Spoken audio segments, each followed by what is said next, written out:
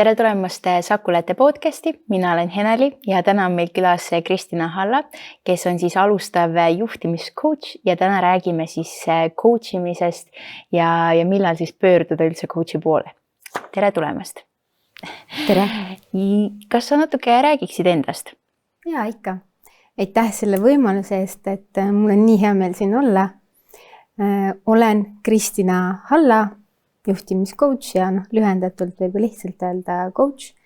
Ma ütleks, et ma olen väga avatud inimene, väga julge inimene, natuurilt ekstravert, ehk siis mulle väga meeldib suhelda ja olen pigem positiivse ellusuhtumisega. Ja saab ka öelda, et ma olen tegelikult karjääri muutja, et pikalt õppisin õigust, töötasin juura valdkonnas, aga nüüd siis keskendun inimestele ja inimeste siis coach imisele. Et ma usun, et igas inimeses on mingi kihvt potentsiaal, mida ta ise ei tea tegelikult.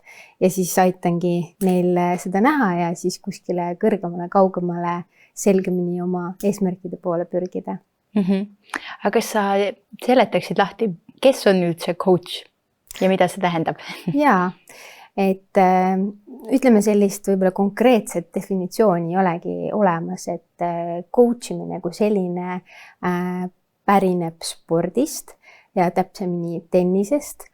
Ja coach on siis selline, võib-olla ütleks natukene isegi nähtamatu kaaslane sinu kõrval, kes aitab sinu labürindis näha neid pimedaid kohti, mida sa enne kas ei näinud või julgenud isegi vaadata, et natuke näitab taskulambiga sinna, kus on need pimealad.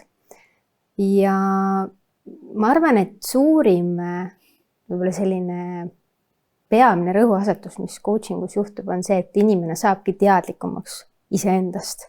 Ja seetõttu, kui see teadlikkus iseendast kasvab, et mida ma üldse tean või mida ma ei tea, millised on mu nõrkused, millised on mu tugevused, et siis kasvab ka nagu selline sisemine tegutsemistahe. Aga kuidas sa jõudsid juhtimiscoachimiseni? See on hea küsimus, et see nagu ka minu enda ala, et olen võib-olla nii-öelda selline professionaalne küsija. Ma usun, et see on erinevate selliste elutükkide nagu kokkupanek. Et kui ma töötasin juristina, siis mulle meeldis see, et läbi selle juriidilise rägastiku ma ka aitasin inimesi. Ja viimati, kui ma juhina töötasin, siis Hiiumaa elamuskeskuses Tuuletorn, et oli selline väljakutsuv aeg, palju väljakutseid, vähe aega, vähe raha, siis ma olin väga tihti sellistes hetkedes, kus mõtlesin, kuidas edasi, kuidas paremini ja kui üldse oli aega selle peale mõelda. Ja kui ma avastasin nendest hetkedes, ma tundsin, ma vajan coachi. Ma ei tea, kus see täpselt tuli, aga ma tundsin, ma vajan seda ja kui ma kogesin siis ise coachingut, ma olin sellises pooleaastases programmis oma coachiga, siis ma leidsin, et vau, et esiteks see, et ma tahaks ka olla coach ja teiseks see, et ma näen, et inimestes on potentsiaali teha rohkem kui see, mida nad ise arvavad, et neil on nagu selline konstruktsioon ees, et ma ei suuda, ma ei taha, aga tegelikult mis seal taga nagu on. Et see mind hakkas nagu väga huvitama ja ma olen väga tänulik. Eestis on väga hea koht, kus coachingut õppida, et EBS-is siis viimati juhtimiscoachingu sertifikaadi ma sain, et õppe oli täpselt selline, et kinnita turvavöö ja ma ei tea, paned kiiver pähe, et selline kiire, hästi intensiivne, hästi kvaliteetne, hästi professionaalne ja 3-kordselt akrediteeritud. Aga mis su peamine fookus on coachimise juures? Et ongi siis juhtimine või veel midagi lisaks? Peamine fookus coachimisel. Klient tuleb minu juurde ja tema valib teema.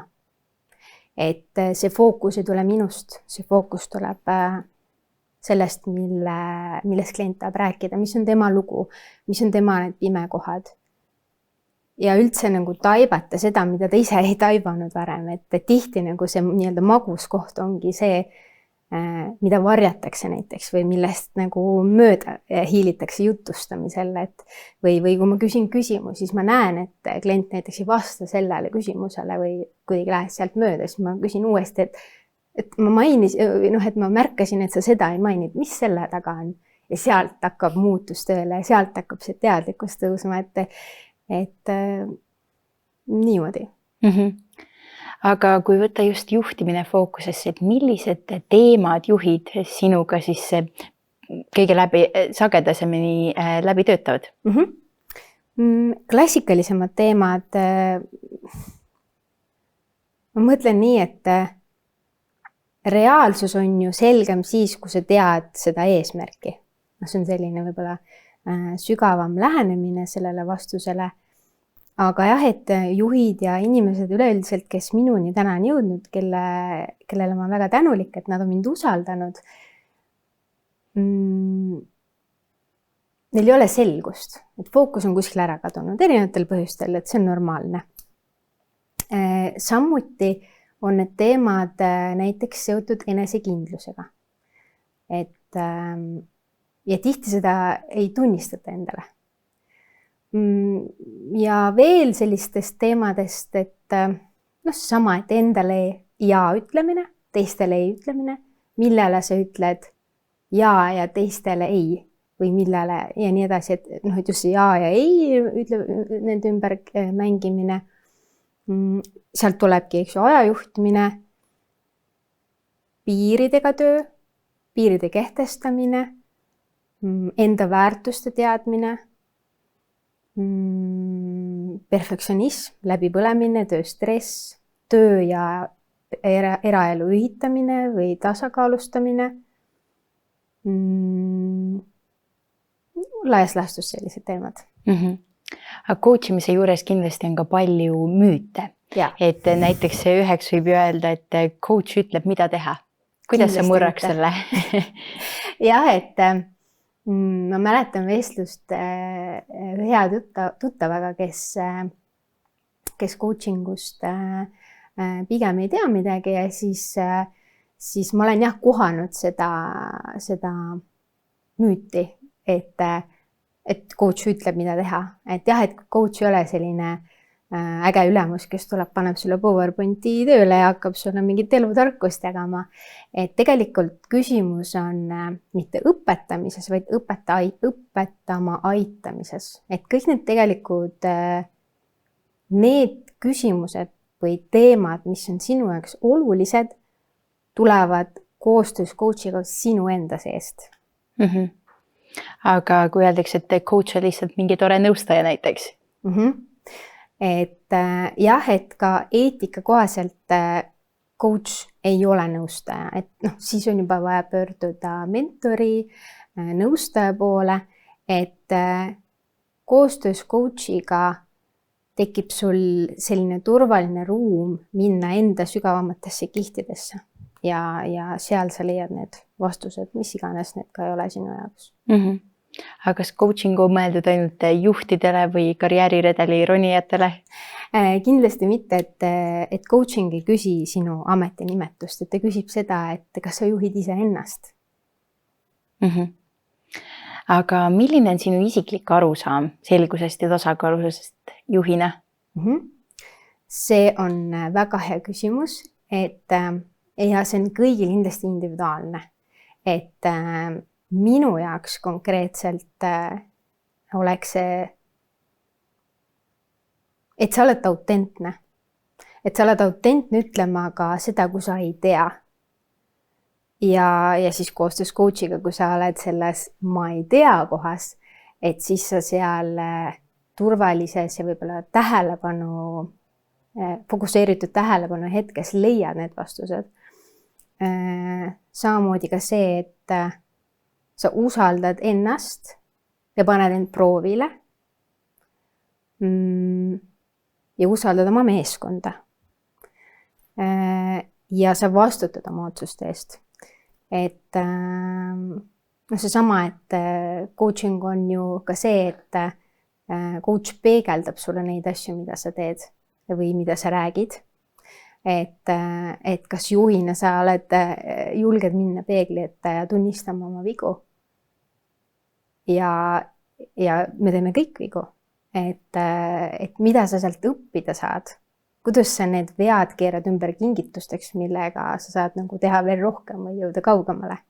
Et kuidagi et see tasakaal on muidugi, see ei ole lihtne, aga erinevate võib-olla siis selliste oma tööriistadega või nippidega on vaja jõuda sinna, et see alati ei ole ju seal täpselt tasakaalus, et eks ta nagu käib üles-alla, aga võib-olla nagu see teadmine või see tunnetus tulebki enda seest. Aga kuidas sa lood selle usalduse, kui näiteks ongi, et inimene, kes väga ei usu sellesse, kuidas sa lood selle usalduse, et sa saad teda päriselt aidata näiteks?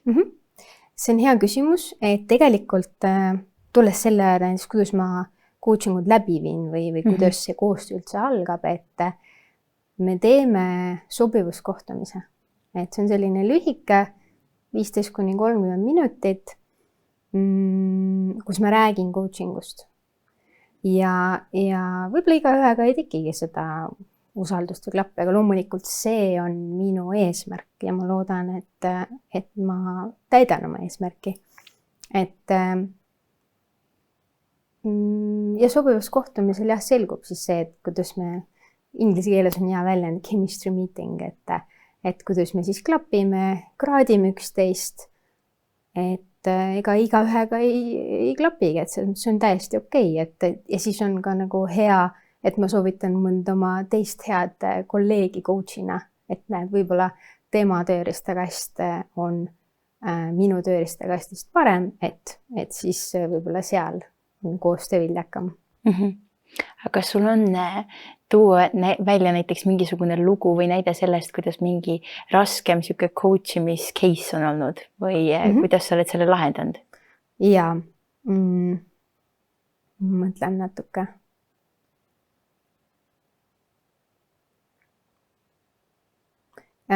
Jah, üks selliseid coachingus minu jaoks raskemaid olukordi on olnud see, kui klient tegelikult ei taha tegeleda enesearenguga. Et see on nagu see koht, eks ju, et kus sobivuskohtumisel me lepime kokku selles, et mina vastutan metoodika, õhustiku loomise ja ka aja eest on ju, jälgin meie nagu kokkulepitud aega ja muid kokkuleppeid ja klient siis võtab vastutuse selle eest, et ta pühendub. Ja see on küll jah, võib-olla siis see hetk, kus on nagu raskus, kus mulle meenevad tegelikult mu õpetaja Peep Paaviksu sõnad, et kes saab santi sundida, kui santi taha kõndida. Et seesama, et kui klient tegelikult juba nagu mitmendal kohtumisel ei tahagi pühenduda, siis see on nagu raske, et ma ei saa teda panna tegutsema, kui ta tegelikult ise ei taha. Aga mis sind enim selle töö juures sütitab? Mis on need viljad, mis sa näed või? Yeah. Töö juures? Just, coachimise. Coachi töös. See on väga hea küsimus tegelikult, sest et jah, et ma eriti vist alustajana, ma ei tea, kas see hiljem kaob, aga ma päriselt naudin neid hetki, kui koostöös oleme coachingu sessioonil ja veel minu nagu siis lugemismaterjalist coachingu õppimise ajal MBS üks autor Michael, kelle perekonnanime ma ei mäleta, coachiv meetod on tal siis, coachivast meetodist ta räägib ülemustele ja seal ta ütlebki, et jumala eest, et tegelikult seal on nagu eellugu selles, et me inimestena tahame alati aidata. Coachi üks raskemaid oskusi on olla vait. Ja siis tulengi nagu selle juurde, kui praegu täna ma naudin kuulamist.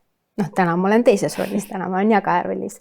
Aga siis coachina siis see hetk, kus klient mõtleb ta on tegelikult vait ja siis sa justkui nagu juba tahad talle ju ette öelda ju kogu aeg, et noh, aga see, et meil on nagu hästi loomulik ju ja me oleme tegelikult empaatilised, me tahame kogu aeg aidata.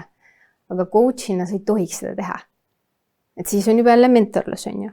Aga et siis ma naudin neid hetki, kus ta mõtleb, et ta ongi nendes sügavamates kihtides. Ja siis tal on, ahaa, ma ei olegi selle peale mõelnud. Ma ei olegi selle peale nii mõelnud. Või et, issand, kui hea küsimus. Ja siis tuleb sealt see vastus, mida ta ootas või ammu. Et nagu need on need hetked, kus mõtled, et jess. Aga kui on kuulajad, kes mõtlevad, et huvitav, kas ma võiks coach'i juurde minna, et kas kellele sa soovitaksid ja mis on need märguanded, et võiks minna coach'i juurde? No seesama hetk, et tegelikult ma arvan, et üleüldiselt inimestel on endast madal teadlikkus. Et see on ka raamatutes kirjas. Et selleks, et saada endast teadlikumaks, et selleks, et panna endale mingi eesmärk, luua uus harjumus, teha mingi otsus ära, mida sa oled ammu oodanud, aga võt ei ole teinud, et võib-olla sellist nagu sõbralikku müksu saada või et sul on hirm millegi asja osas. Et läbi coachingu tekiks see usaldus või et sul on mingi eraldatuse tunne, et kuidas tekiks koostöötunne. Ja kõik sellised hetked, et võib-olla kui keegi kuulajatest tunneb ära nagu selle teema, et siis loomulikult sellel hetkel ja töö on tellija materjalist, et inimeste teemad on nagu tervikuna seotud erinevate elualadega, et jah, et minu õpingud olid pühendatud juhtimiscoachingule, aga on ka eraelulisi teemasid, et selles mõttes on su eraeluline või tööalane, et need tegelikult põimuvad. Et selgus töö juures loob selguse kodus ja vastupidi. Et nii ta nagu oleks. Ja kuidas kuulajad saaksid sinuga ühendust võtta? Ma olen aktiivsem praegu Instagramis ja LinkedInis. Kristina Halla on siis LinkedInis ja Instagramis Coach Halla ja loomulikult tulevikus, kui saade võib-olla juba laivis on, et on ka koduleht kristinahalla.com, et julgelt, kes tundis ära sellist väikest tunnet, et võiks proovida rõõmuga, ootan teie kirju, sõnumeid ja võin jagada ka oma kontaktandmeid. Suur aitäh, aga aitäh tulemast. Aitäh. Ja aitäh ka kuulajatele ja saate Kristinaga ühendust võtta, kui tundsite just ennast ära. Ja näeme juba järgmises episoodis.